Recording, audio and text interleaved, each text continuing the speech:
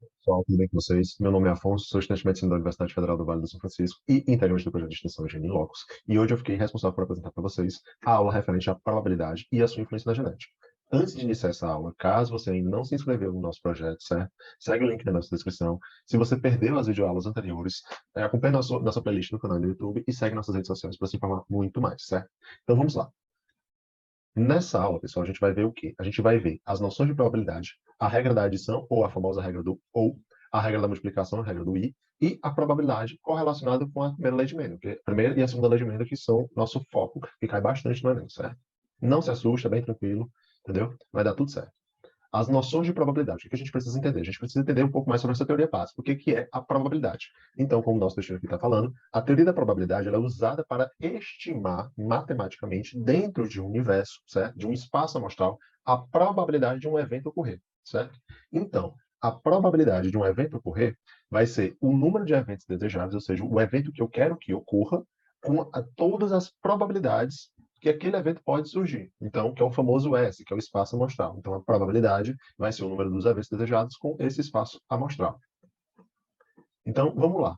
O que a gente observa? Então, quais são as características dessa avaliação probabilística? Né? Então, a vantagem é porque você prevê possíveis resultados que podem acontecer, que como foi Mendel utilizou no caso, né? Ele utilizou a probabilidade para tentar estabelecer quais seriam os possíveis resultados a partir dos cruzamentos das ervilhas. Então, teve seu benefício, foi um ponto-chave da pesquisa de Mendel, porque além de ser bastante inovador, descobrir possíveis teorias para que depois foram sendo descobertas a posteriori, né? Mas a utilização dessa probabilidade junto com as teorias dele foi fundamental. Né?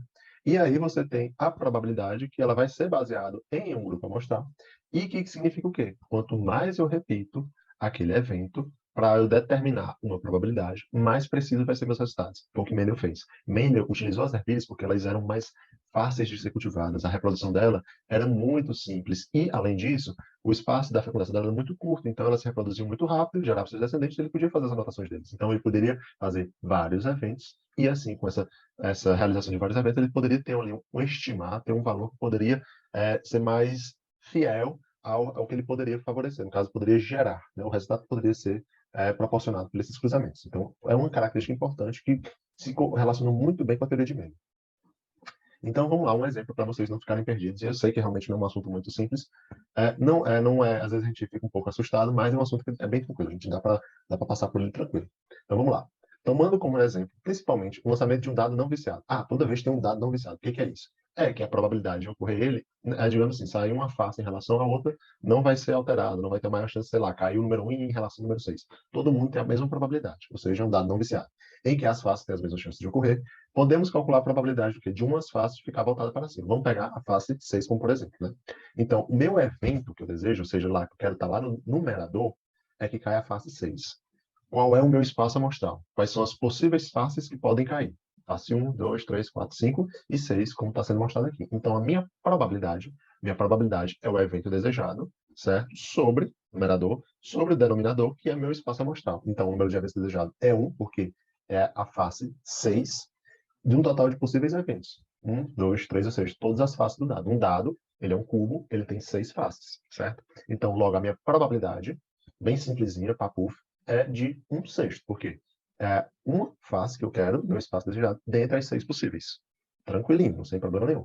Então, na genética, a gente tem que também fazer uma observação. A proporção esperada no cruzamento indica somente a probabilidade dela ocorrer. Não significa que exatamente aquela proporção vai ser confirmada, gerada. O que eu estou querendo falar? Qual é o exemplo? Não significa dizer que lá na primeira lei de Mendel, quando eu digo que a proporção fenotípica é de 3 para 1, de um determinado, sei lá, de uma determinada característica, seja da ervilha também, ou nesse caso aqui dos filhos, que dos 4 filhos, 3 obrigatoriamente vão ter um genótipo dominante e um vai ter um fenótipo recessivo. Isso é apenas a probabilidade de se ocorrer, ter uma maior probabilidade de se gerar um indivíduo com um fenótipo dominante em detrimento do recessivo. Se eu tiver 4 filhos, pode ser que os 4 sejam recessivos. Então, como a gente tem que avaliar essa probabilidade é nesse aspecto, porque na genética ela vai ser só a proporção de ocorrer um determinado evento. Não significa que ele vai se confirmar exatamente naquela proporção que está sendo indicada. Então vamos lá agora propriamente dito para as próprias regras, as famosas regras do i ou do ou, quando é que eu vou utilizar cada um. A regra da adição ou regra do ou, essa regra ela vai se aplicar em casos de eventos alternativos. O que que isso quer dizer? Vamos lá. Por exemplo, qual a probabilidade de sair o número 2 ou o número 5 em um lançamento de dados? Eventos alternativos é o quê? Eles, no caso, eles não podem ocorrer em simultâneo. Por quê? Eu estou utilizando nesse caso aqui, por exemplo, um único dado e eu quero saber a probabilidade de sair o número 2 ou o número 5. Entendeu? Não tem como sair o 2 e o 5 ao mesmo tempo. Até porque quando eu lançar o dado, ele só vai me mostrar apenas uma face. Então, nesse caso, considera-se que são dois eventos, ou o número 2 ou o número 5. Tá aí o ouzinho, a regra da adição. Eu vejo o ou, então vou somar a probabilidade de ter o 2 e a probabilidade de ter o 5. Então, esses eventos, como eu disse anteriormente, eles não ocorrem juntos. Não tem como eu sair o 2 e o 5 ao mesmo tempo. E o 5, tá ouvindo? E o 5 ao mesmo tempo. Não tem como. Assim, eles são mutuamente exclusivos. Se eles são mutuamente exclusivos, não tem como ocorrer em simultâneo. Quando eu jogo um dado, aparece apenas uma face. Seja qual for ela, de 1 a 6, pode ser o 2, pode ser o 5, pode acontecer nenhum dos dois. Mas não tem como sair duas faces ao mesmo tempo. Logo, eu vou utilizar o ou. Então, eu vou fazer o cálculo, a probabilidade de correr a face 2. Eu tenho a probabilidade 1 de meu evento desejável é cair uma face dentre 6 possíveis, a face 2. Da mesma forma com a fase de número 5. Eu tenho uma face desejável de cair entre 6. Mas a minha probabilidade é o quê? A minha probabilidade de cair a face 2 ou a face 5. São mutuamente exclusivos, entendeu? Um ao outro. Então, eu vou fazer a soma.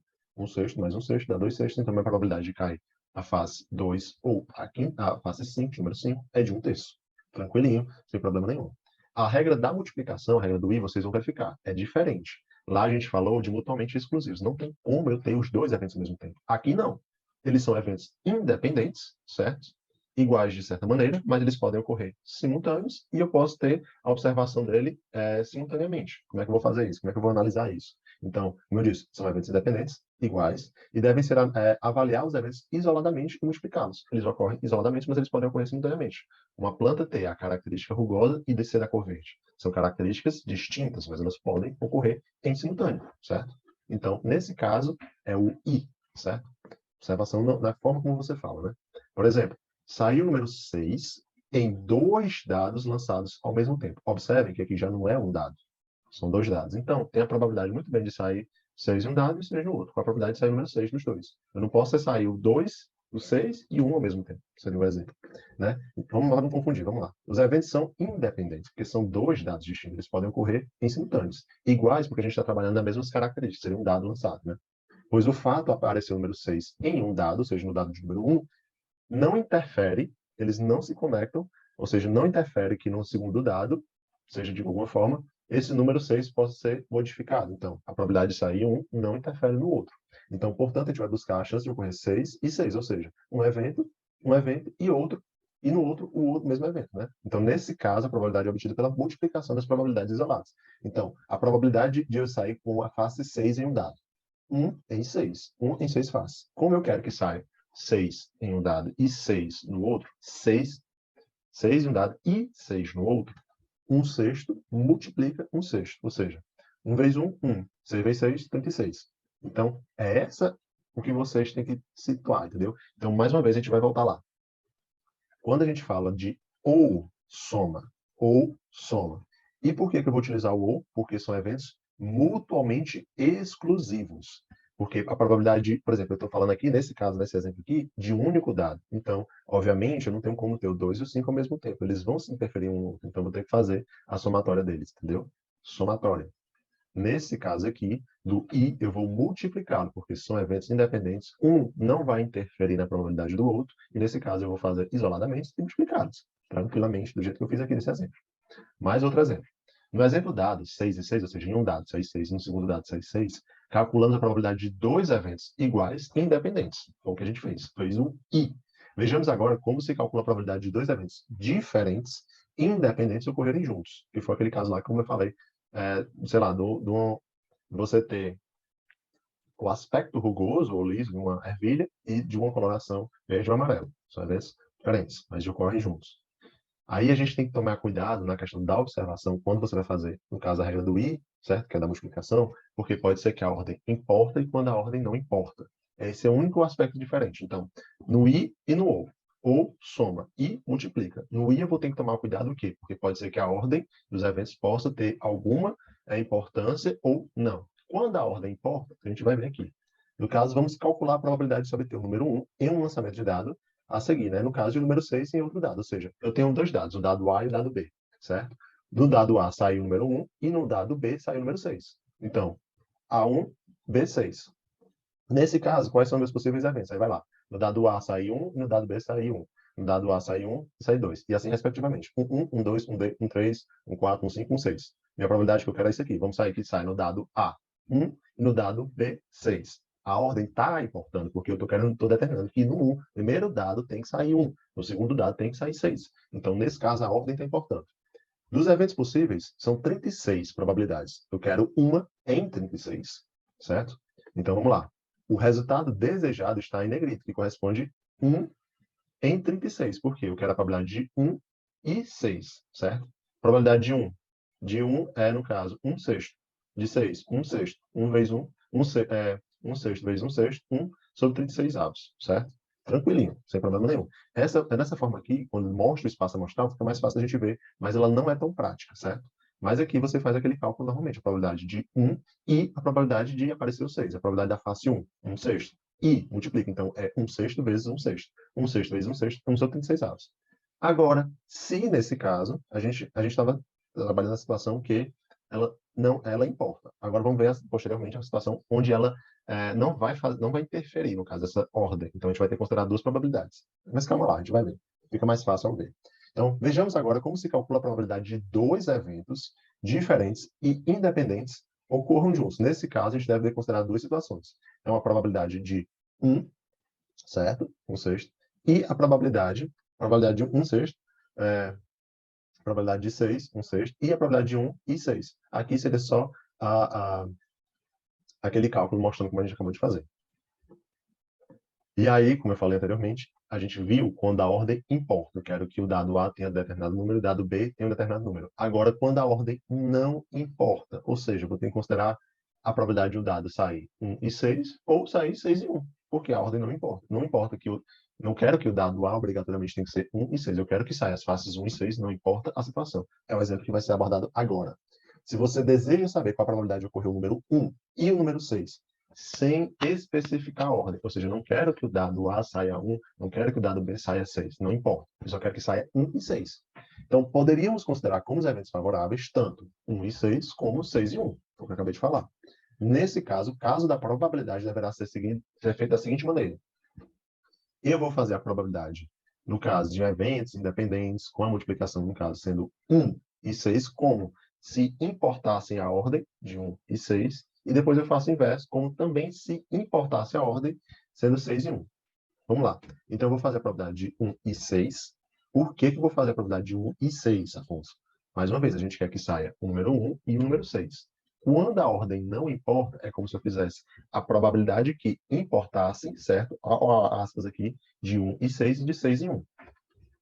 No dado A, certo? 1, no dado B, 6, certo? Então, 1 sobre 36 avos, como fez o cálculo anteriormente. Da mesma forma, agora eu quero que no caso do dado A saia 6 e no dado B saia 1, porque existe essa probabilidade no caso. 1 e 6 e 6 e 1. 1 sobre 36 avos novamente. Só que aí a ordem não importa, como a gente falou. Então a gente tem que considerar as duas opções. Ou seja, ou, olha lá, ou sair 1 e 6, ou sair 6 e 1. Entendeu? Como é ou, então a gente vai somar aquilo que a gente já multiplicou. É por isso que fica estranho dessa forma aqui. Você deve estar achando estranho. A probabilidade de 1 e 6 ou 6 e 1.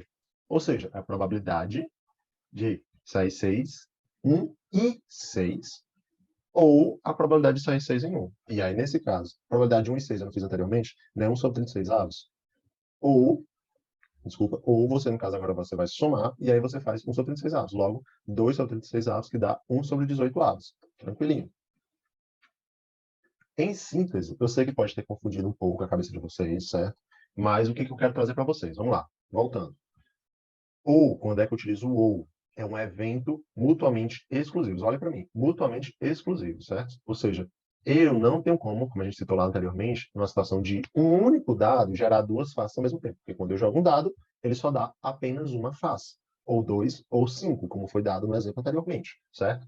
Dois ou cinco. Faço a probabilidade isolada do dois e somo, e não, desculpa, vou somar, porque é ou com a da outra face. Quando eu tenho eventos independentes, certo? E normalmente eles podem ter características iguais, ou também eventos diferentes, mas com características independentes, ou seja, que o que importa no I é o seguinte, vocês terem noção é que a probabilidade de um evento A ocorrer não vai interferir e, respectivamente, no evento B, e o B não vai interferir no A. É isso. Se os eventos não interferem um no outro, então eu faço a regra da multiplicação do I. E aí, quando eu tenho a regra do I, eu posso ter, quando se deseja esse mesmo evento, tranquilinho, como a gente fez aquele lá, que não vai ter diferença nenhuma, ou quando eu tenho eventos diferentes. Por exemplo, como eu citei de ter, no caso, duas características diferentes, por exemplo, o A ou B.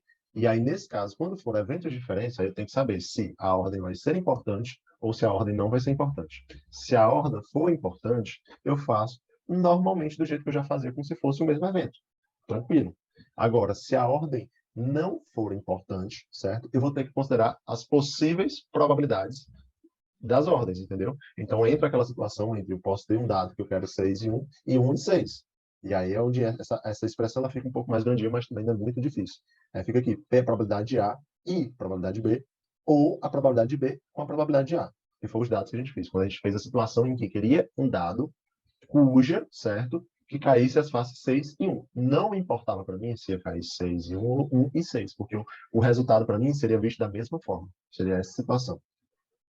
Dando continuidade, então a gente só vai fazer isso e aplicar na primeira lei de Mendel e na segunda lei de Mendel. Não tem mistério. A probabilidade na genética vai ser basicamente utilizar e observar um pouco mais a questão do contexto, do próprio texto da questão, que vai lhe determinar se vai fazer uma coisa ou outra. Basicamente isso. Ou se tem alguma característica que vai delimitar, que seria quando você tem a probabilidade condicional. Mas vamos lá, por partes. A probabilidade da primeira lei de Mendel. Então vamos lá. Então vamos retomar a experimentação de Mendel, dado o exemplo desse capítulo, e aplicar as noções de probabilidade como já foi estudadas, né? Como a gente viu, no experimento de Mendel, a geração parental, ela é pura, ela é homozigota. Ou seja, Rzão é Rzão, Rzinho é Rzinho, e forma uma fecundação, no caso, uma prole, a primeira prole, F1, que é 100% heterozigoto. Por quê? É Rzão e Rzinho. Não tem mistério nenhum aí, né? A probabilidade de um gameta R e um gameta Rzinho se encontrarem é dada pelas multiplicações das probabilidades isoladas. Por quê? Por que são isoladas? Porque elas não se separam. Quando você tem um gameta parental, ele não vai se separar. Ou ele vai ser uma coisa ou vai ser outra. Então, a probabilidade de gerar um gameta R é a mesma probabilidade do Rzinho, que vai ser 1, certo? Na geração F1, certo? Espera-se que 100% dos indivíduos seja Rzão e Rzinho, que foi realmente obtido por Mendel. Porque a gente está trabalhando com a situação em que os parentais, são homozigotos, puros, como dizia Mendel, mas seria que seria homozigoto, e logo, quando você faz a multiplicação, Rzão é Rzinho, Rzão é Rzinho, Rzão é Rzinho, Rzão é Rzinho, vai ser 100% Rzão é Rzinho. Então, o cruzamento de F1, no caso, no cruzamento de F1, ou seja, quando você já vai ter uma população que é 100% heterozigoto, então você vai ter indivíduos, cruzamento de indivíduos Rzão, Rzinho, com indivíduos Rzão, Rzinho. Cada indivíduo produz 50% dos gametas R e 50% dos gametas Rzinho, que foi o que eu falei. Quando você tem um indivíduo Rzão, Rzinho, então ele vai separar os gametas. Uf, vai ter o Rzão e o Rzinho. E aí você faz as multiplicações de cada qual, certo? Então vamos lá. E por quê? Porque isso ocorre porque a gente viu anteriormente daquela correlação da primeira lei de Mendel com a meiose. Então, a probabilidade de eu ter um gameta Rzão é de 1,5. Por quê? Rzão é meu evento desejável, seria 1. Dentre o espaço amostral, que seria entre os possíveis. No F1, eu não só posso ter o Rzão ou Rzinho, porque os pais não são heterozigotos, Rzão, Rzinho. Então, eu posso ter, para ter a probabilidade de gameta R, isso aqui vai também serve para o Rzinho, meu espaço desejável vai ser 1 de 2. 1 entre os dois possíveis, Rzão ou Rzinho. E assim, nesse caso, esses indivíduos vão originar tanto os gametos masculinos e femininos que podem se encontrar ao acaso e pode-se obter as seguintes combinações. E aí, essas combinações são feitas, nesse caso aqui, com o quadro do Punnett, bem tranquilinho, que a gente vai ver depois posteriormente. Então, os gametos femininos e os gametos masculinos. Todo mundo é Rzão, Rzinho, porque a gente está falando do cruzamento de F1 na primeira lei de Mendel. Mais uma vez, relembrando, parentais, todo mundo puro, homozigoto. Rzão, Rzinho, Rzinho, Rzinho. Rzão, Rzinho, cruzando com Rzão, Rzinho, vai gerar os F1s que são totalmente heterozigotos, Rzão e Rzinho. A probabilidade de eu ter um Rzão é 1,5 e a probabilidade de ter um Rzinho é 1,5. Isso aqui seria o pai, que seria Rzão e Rzinho. Opa, mas a mãe também é de F1, Rzão e Rzinho. Então eu vou fazer agora cruzamentos. De eu ter, no caso, esses indivíduos aqui, aí eu faço cruzamentos. Rzão com Rzão. A probabilidade de eu ter um Rzão e Rzão é 1,5 e 1,5. Ou seja, multiplica e um e outro. Aí, um quarto. Rzão com Rzinho. Rzinho, Rzinho, um quarto, mais ou menos, multiplicação, regra do I. Rzão, Rzinho, um meio, um meio. Mais uma vez, Rzão, Rzinho, Rzinho, Rzinho, um meio e um meio. Tranquilinho. Então, assim, a gente calcula isoladamente cada probabilidade, em seguida a gente efetua a soma, que é a regra das probabilidades de ocorrência dos eventos independentemente e diferentes, que é onde a ordem não importa, certo? Aí a gente tem aquela situação que forma as proporções. A gente viu, são eventos independentes. Opa, independentes, então a gente está falando da regra do I. E é diferente, certo? Diferente. Diferente, então a gente já cai naquela segunda regrinha lá, naquela síntese que a gente viu. E que a ordem não importa. Então aquela que a gente viu que é mais estranha, que é maior, então é a probabilidade de Rzão, Rzinho. Vamos lá, vamos fazer por partes. É Rzão e Rzinho. O meio e o meio. Logo, vai ser um quarto. Probabilidade de Rzinho e Rzão. Por que eu estou fazendo isso? Porque não são dois eventos independentes, regra do I, não são diferentes, em que a ordem não importa, então eu vou ter que considerar tanto que seja Rzão, Rzinho e Rzinho, Rzão. Sabe por que, que a ordem não é importante nesse caso? Porque Rzão, Rzinho ou Rzinho, Rzão, a ordem dos fatores não altera o resultado. Se eu vou ter o Rzão e Rzinho, como você tem o Rzão dominante, não vai importar, certo? Na multiplicação, qual vai ser a ordem. Por isso que eu tenho que considerar as probabilidades de ser Rzão e Rzinho, e Rzinho, Rzão, certo? É por isso que, nesse caso, a ordem não importa. E a gente faz aquela situação que é mais extensa. Então, vamos lá. Vamos lá. Como a gente viu, Rzão e Rzinho, ou seja, um quarto, e Rzinho e Rzão, ou seja, um quarto. Aí eu faço bem que novamente agora a probabilidade de ser Rzão e Rzinho, que vai ser, no caso, a probabilidade de Rzão e Rzinho, ou mais, ou seja, ou a probabilidade de ser Rzinho e Rzão. Um quarto mais um quarto, que dá dois quartos, que é igual ao meio. E aí eu gero a proporção esperada na F2. Ou seja, Rzão, um quarto, dois quartos, na Rzão, Rzinho, e Rzinho, um quarto. Então você simplesmente vai ter 1 para 2 para 1, certo? Tranquilo. 1 para 2 para 1, certo? Vocês entenderam por que vocês estão utilizando a regra do I? Porque são eventos independentes. Diferentes, aí a gente vai ter que levar em consideração que pode gerar, e nesse caso aí eu posso ter que a ordem importa ou não importa. E nesse caso a ordem não importa, porque a ordem dos fatores não altera o resultado. Porque Rzão, Rzinho ou Rzinho, Rzão, ele vai gerar o mesmo resultado. E aí a gente chega no resultado de Mendel. Então, como fazer o quadro de Punnett? Esse caso aqui é mais para vocês observarem como a gente faz, embora vocês já tenham uma breve noção de como ocorre. E ele pode ser útil na realização de questões, certo? Mas às vezes não é nem, você pode ter vai ter que precisar dar um pouco mais de celeridade, talvez que não dê tempo de fazer. Você faz uma coisa mais simplificada, né? Mas como fazer o quadro de Punnett? O quadro de Punnett, como a gente viu, é uma ferramenta que auxilia muito bem na previsão das combinações, tanto fenotípicas e genotípicas, né?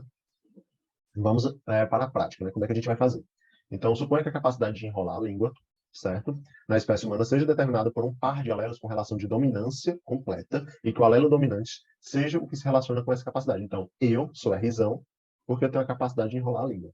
Sobre isso, um casal heterozigoto, ou seja, azão, azinho, quer saber qual a probabilidade de ter um descendente com capacidade de enrolar a língua, certo? Qual a probabilidade de ter um descendente sem a capacidade de enrolar a língua e qual a probabilidade de ter um descendente, certo? Então, a gente vai verificar aqui, você verifica que tem todo aquilo que eu desejo, ou seja, o evento desejável e meu espaço amostral. Agora, eu só vou, no caso, montar minhas equações. Lembrando, é um casal heterozigoto. É como se fosse lá na primeira lei de Mendel, como se fosse F1. Então, vamos lá. Como é que eu vou fazer os passos para chegar nesse resultado?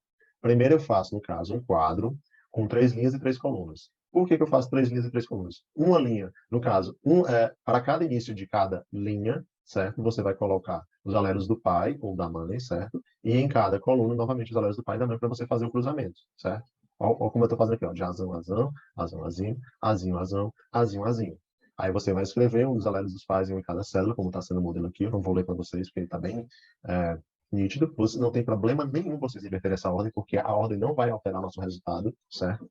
E aí você vai ter, no caso, agora, as 4 células restantes, que vai ser, no caso, as células que vão dar nosso resultado, certo? Que pode representar tanto os genótipos possíveis, de um possível cruzamento, e aí ela pode ser, no caso, preenchida com os 2 alelos, como eu tinha feito até mesmo com a sinalização aqui no mouse. Um do pai e um da mãe. Azão, azão, azão, azão, azão, azinho. Um do pai e um da mãe. Azão, azinho. E assim por diante. E aí você vai fazer o preenchimento e determinar quais são esses valores que a gente viu aqui, né, nos itens dessas questões que a gente viu. Probabilidade de ter um descendente com a capacidade de enrolar a língua, a sem a capacidade e a probabilidade de ter um descendente. Vamos lá. Pronto. Aí, agora a gente vai abordar, nesses casos, no caso, a probabilidade condicional. Quando você vê condicional, é porque, assim, eu tenho um espaço amostral que seria o meu espaço amplo, certo? Que seria o geralzão. Só que tem algum fator lá no meu texto da questão que está dizendo, ó, eu não quero determinado elemento. E aí, daquele espaço amostral, eu vou retirar alguns itens e eu só vou considerar aquilo que a questão me delimita. Seria basicamente isso, certo? Então, probabilidade condicional. Uma planta heterozigótica de ervilha com vagens infladas produz, por autofecundação, descendência constituída por dois tipos de indivíduos, com vagens infladas e com vagens achatadas. Ou seja, uma planta heterozigótica, ela pode gerar infladas e achatadas. É isso que você precisa saber. Letra A. Tomando por caso um desses descendentes, qual a probabilidade de ser heterozigoto? Então, a gente vai fazer, no caso, como é que vai descobrir essa probabilidade aqui de ser heterozigoto. E outra, tomando ao caso um descendente com vagens infladas, qual a probabilidade de ser homozigoto? Aqui nesse item B, ele já está te dando a probabilidade condicional. Por quê? Ele já está considerando que de todos os descendentes que têm infladas e achatadas, aqueles eu só vou olhar para aqueles com vagens infladas, então eu já estou tendo a probabilidade condicional. Qual a probabilidade de ser homozigoto? Então vamos lá. Qual vai ser as respostas? No caso, a resposta A. Da autofecundação de heterozigotos resulta, em termos de probabilidade, 50% de indivíduos homozigotos e 50% de heterozigotos, segundo a primeira lei de Mendel, certo? Porque a gente lá não está falando de um cruzamento entre plantas heterozigotas, que seria, no caso, o cruzamento de F1 com F1, certo? Azão, azinho, azão, azinho, então a gente faz lá a multiplicação. Azão, azão. Pode ser até quadro de puleiro, você pode fazer. Azão, azão, azão, azão, então tem um quarto. Azão, azinho, azão, azinho. Aí eu tenho novamente azão, azinho, por isso que eu tenho 2 quartos. Azinho, azinho. Eu tenho 1 quarto de azão, azinho. Azinho, azinho, desculpa. Então, a probabilidade de eu ter um descendente, ele não está delimitando. Descendente, todo mundo. De todos esses 4 aqui que eu posso ter, azão, azão, azão, azinho, azão, azinho e azinho, azinho, de todos esses, para ser heterozigoto, é de 50%. É 2 quartos, que é igual a 1/2, que é 50%. Por quê? Heterozigoto é azão, azinho. Azão, azão e azinho, azinho são, no caso, homozigotos, porque eles estão em dupla, digamos assim. No caso do item B, que eu chamei a atenção para vocês, aqui é onde está o cuidado, como eu falei. Lá, eu não quero todos os descendentes, agora eu quero apenas os descendentes inflados. Então, eu tinha um espaço que era mais amplo e delimitei, que foi nesse caso. Agora eu estou olhando apenas para os inflados. É por isso que nessa condicional, que são questões que normalmente caem em genética, eu tenho que observar o que o texto está me delimitando. Então, nesse caso aqui, o problema não pede a probabilidade de ser um indivíduo tomado, ao caso de ser homozigoto, em que a resposta seria de 50%, porque ele não está pedindo apenas ser homozigoto. Ele está querendo homozigoto daqueles que seriam, ou heterozigotos daqueles que seriam inflados. O problema propõe um caso de probabilidade condicional em que existe uma condição já definida. As vagens são infladas, então eu quero trabalhar apenas com as infladas. As infladas são do dominante, certo? Ou seja, azão. Então, o azinho, azinho, que seria apenas da achatada, eu não vou considerar no meu espaço amostral. Ele não vai estar lá no meu denominador, que é isso aqui, ó, o de baixo, denominador. Então, os indivíduos com vagens achatadas são excluídos. Entre os indivíduos com vagens infladas, porque eu só vou considerar esses aqui, ou é azão, azão, azão, azinho e azãozinho, os indivíduos que são, no caso, homozigotos, azão, azinho, é 1/3. E 2/3, dois entre os 3 possíveis são azinho, azinho. Lá naquele caso, ele queria ser heterozigoto. Então, a probabilidade de um dos descendentes inflados, eu já estou observando para os inflados, tomados ao acaso de ser heterozigoto, é 1/3. Então, condicional, gente, não tem mistério. A gente pensa coisa de 1000 e uma cabeça, mas a condicional é só ali um elemento do texto que vai delimitar algo que você tem que observar com maior cuidado. Então, de todas as probabilidades naquela questão, ele está perguntando apenas dos inflados. Então, já vou desconsiderar os achatados. Eles não vão contar na minha observação do espaço amostral. Por isso que é 1/3. Rapidamente, também aqui observando o caso da segunda lei, a teoria da probabilidade, você vai fazer aquela observação da proporção fenotípica de 9 para 3 para 3 para 1, de acordo com as características que são analisadas por meio da segregação independente, no caso, né? Segregação independente. Então, nesse caso aqui, na segunda lei de Mendel, a gente lembra muito de ver duas características, sendo duas características trabalhadas ao mesmo tempo, ser lisa e rugosa e amarela e verde, ou seja, trabalhar textura e cor. Não tem mistério também, gente. Nesse caso, para calcular a probabilidade de um evento, de ocorrer juntos, é necessário multiplicar, certo? As probabilidades isoladas de cada evento, certo? Então, a probabilidade de se obter a semente lisa é de 3 quartos. E a probabilidade de obter semente amarela é de 3 quartos. Então, para calcular a probabilidade de ocorrer uma semente lisa e, olha o izinho aqui, ó, e multiplica a amarela, basta multiplicar, certo? Na segunda lei de Mendel é porque você está fazendo tem eventos ocorrendo em paralelos que a gente vai querer juntar eles e para juntar eles a gente multiplica. Seria essa a ideia, certo? Então, temos 3 quartos de ocorrer a probabilidade de ser lisa. Isso aqui, gente, por que que ele está falando de 3/4? Ele tirou da cabeça? Não, é porque a gente está observando isso aqui, certo? Você está tendo a parental, indivíduos são puros, homozigotos, ou seja, lisa. Vamos lá, vamos supor que ele é Rzão, Rzão, e rugosa, Rzinho, Rzinho. Então, quando vai fazer, vai gerar todo mundo heterozigoto. Rzão, Rzinho. Rzão, Rzinho, o dominante manda. Então, o dominante que é liso vai ser Rzão, Rzão, Rzão, Rzinho, Rzão, Rzinho e Rzinho, Rzinho. Dentre as 4 probabilidades, 3 são lisas. Então, de 3 dos 4 possíveis, certo? São lisos. É por isso que são 3/4. Da mesma forma, vai ser para amarela. Você está fazendo parental homozigoto, que gera todo mundo heterozigoto, 100%. Isso aqui é a primeira lei de Mendel. A única diferença para a segunda lei de Mendel é que ele está fazendo assim, ele está pegando duas primeiras leis de Mendel e juntando. E essa junção a gente faz com o I, multiplicando. Seria isso. Por isso que é 3/4. Ser lisa e amarela. Lisa, 3/4, e amarela, 3/4. Dá 9, 16 avos. Utilizando o mesmo raciocínio, é possível calcular a probabilidade dos outros eventos. Que aí é onde é as outras consequências, que a gente vai ver assim. Lisa, amarela, lisa e verde. Rugosa e amarela, rugosa e verde, que são as probabilidades de ocorrer. Afonso, por que eu não faço sementes amarelas e rugosas? Amarelas e rugosas.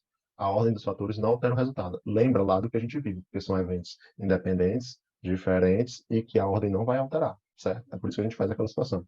É por isso que dá 9, qual que é a proporçãozinha de Mendel? 9 para 3, para 3, para 1. Essa é a probabilidadezinha, probabilidade não, desculpa, proporção fenotípica que Mendel descobriu. Ele só pegou as possíveis situações, certo? Lisa e amarela, lisa e verde, rugosa e amarela, e fez a probabilidade de cada um e chegou em uma proporção. É basicamente isso. Então, obtém-se que a proporção de 9 lisas e amarelas, 3 rugosas e amarelas, 3 lisas e verdes e uma rugosa e verde. Você está vendo que tem todas as probabilidades. Porque eu só tenho lisa e rugosa e amarela e verde. Então, lisa e amarela, lisa e verde. Entendeu? É como se eu estivesse fazendo lá o quadro de japonês. Lisa e amarela, lisa e verde, rugosa e amarela, rugosa e verde. Então, é isso, gente. Não tem mistério. A segunda lei, você só está fazendo duas ao mesmo tempo. Vai estar fazendo duas separadas e depois juntando. E multiplica, certo? Por isso que a gente chega nessa proporção. Então, Mendel supôs que os híbridos F1, híbrido, quando ele fala em híbrido é porque Mendel estava falando de heterozigotos, da F1, poderia formar 4 tipos diferentes de gametos de iguais proporções. Aqui, a gente está observando a proporção genotípica dos gametos. Então, nesse caso aqui, o híbrido é como se eu fizesse esse cruzamento aqui, Rzinho, Rzinho, Vzão, Vzinho, com o outro, Rzão, Rzinho, Vzão, Vzinho.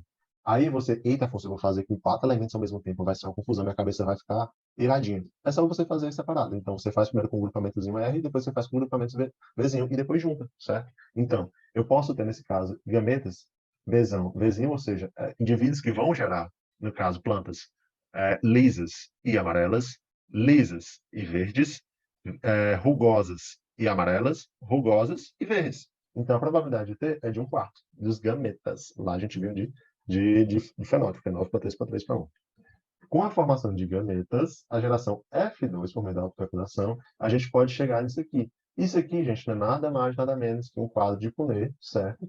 Com essa característica da segunda lei de Mendel, que você está fazendo duas características ao mesmo tempo, mas ao mesmo tempo que são interdependentes, uma não interfere na outra, e você só vai, digamos assim, eu não posso dizer somar, porque senão eu vou confundir a cabeça de vocês, mas que vocês vão apenas multiplicar e fazer, no caso, a probabilidade de gerar aquelas duas características naquele indivíduo. Ser lisa, amarela, certo? Lisa e verde, rugosa e amarela e rugosa e verde, certo? Seria basicamente isso aqui, é a mais um quadro de Punnett. Então, aqui mostra basicamente aquela multiplicação que você fez individualmente chegou àquelas proporções. Então, os dados desse quadro permitem estabelecer as seguintes proporções. Quando a gente fala de proporção fenotípica, 9 lisas e amarelas, 3 lisas e 3 verdes, 3 rugosas e 3 amarelas e uma rugosa e uma verde. Quando você fala em proporção genotípica, é uma razão, razão, vezinho, vezinho. 2, que vai ser, nesse caso aqui, esse quadrozinho, certo? Se você observar, vai ter uma para cada elemento. Ó, eu vou ter uma Rzão, Rzão, Vzão, Vzão. Tá aqui, uma Rzão, Rzão, Vzão, Vzão. Você vai ver que não repete de jeito nenhum esse elemento, porque só existe essa probabilidade, essa multiplicação aqui. Rzão, Vzão, com Rzão, Vzão. Vai dar Rzão, Rzão, Vzão, Vzão, certo?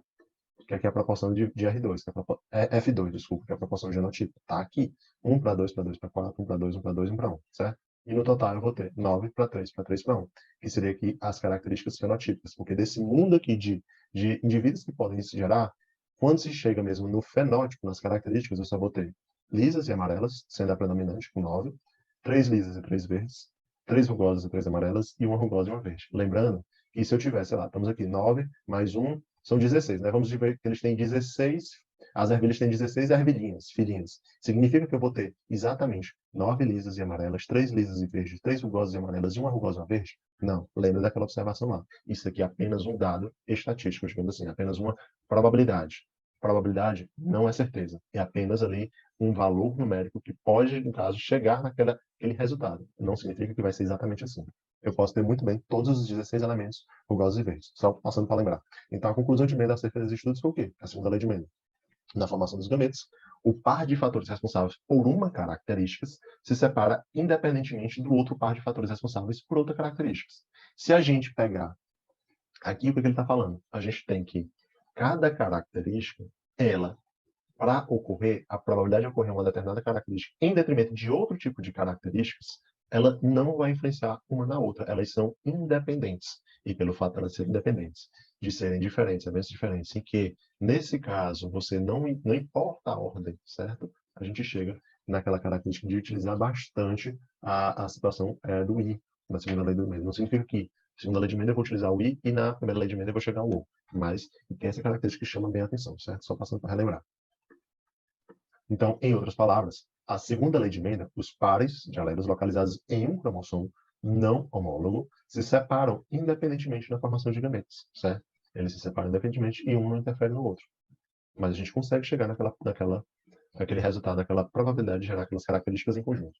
Então, a revisão da aula de hoje, a gente vê as noções básicas de probabilidades, conhecendo um pouco mais como utilizar a regra da adição ou da regra do ou. A adição, lembre-se do ou. Eu vou utilizar um ou outro, são eventos multiplamente exclusivos, eu não tenho como acontecer os dois simultaneamente, certo? Vou ter a regra da multiplicação, a regra do i, no caso, lembrando que são eventos independentes. Aí tem aquela situação, que são eventos independentes e iguais, que você faz apenas a multiplicação direta. Quando você tem eventos diferentes, mas que a ordem importa, a ordem importa, aí você faz aí como se fosse multiplicação direta. A ordem não importa, aí eu vou ter que lembrar que tem que fazer as duas probabilidades possíveis, que é lá naquele caso, do dado, lembra do dado, 6 e 1 e 1 e 6. Eu tenho que considerar as duas probabilidades. Então, a probabilidade de 1 e 6 ou a probabilidade de 6 em 1. É por isso que eu faço primeiro a multiplicação, multiplico e depois somo, certo? E depois correlacionando essa probabilidade com as primeira e segunda lei de Mendel e o resultado que ele chegou. Pessoal, nossa referência foi a Sonia Lopes, assim como todas as nossas outras aulas. E muito obrigado por essa aula, certo? Curte, compartilha, divulgue com seus amigos, certo? E no link abaixo vai ter, no caso, o questionário referente a essa temática da semana. Eu espero que vocês curtam bastante, certo? Mais uma vez, se você não assistiu as outras aulas, acompanhe nossas videoaulas no YouTube, certo? E segue nossas redes sociais, principalmente no Instagram, onde a gente está publicando curiosidades e também alertando quando saem aulas novas, certo? Sempre alertando com vocês quando inicia um novo ciclo da semanal. Muito obrigado e até a próxima.